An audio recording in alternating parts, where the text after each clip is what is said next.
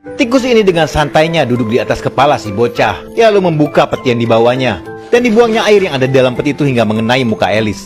Sang tikus mengeluarkan kayu dan menancapkannya ke kepala Alice sambil memukul-mukulnya dengan palu. Alice hanya bisa menahan sakit.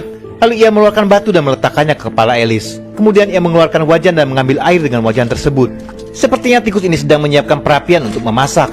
Lalu ia mengambil sebuah makanan kaleng. Dibukanya kaleng itu lalu dimasukkannya bahan makanan itu ke wajan tadi.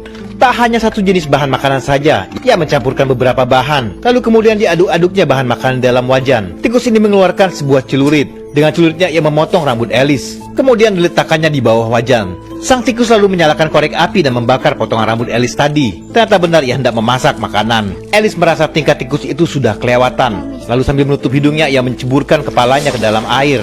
Tak ayal tungku itu akhirnya padam. Melihat ini tikus itu pun kabur berenang menjauh. Alice pun mengangkat kepalanya dari dalam air.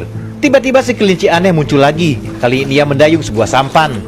Si kelinci mengeluarkan jamnya. Lalu dengan cemas ia berkata bahwa ratu akan sangat marah pada dirinya. Si kelinci tak sadar kalau perahunya akan segera menabrak Alice. Dengan tangannya ia mencoba menahan laju gerakan perahu itu.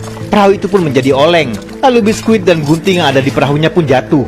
Dengan sigap kelinci memutar arah laju perahu. Lalu ia mendayung perahu itu menjauh dari Alice. Sementara sepiring biskuit milik kelinci tadi ternyata tidak tenggelam. Biskuit itu mengapung lalu bergerak ke arah Alice. Lalu diambilnya sepiring biskuit tersebut. Alice lalu mengambil satu biskuit dan ia memakannya. Sekali lagi tubuhnya mengecil dan ia kembali berubah menjadi boneka.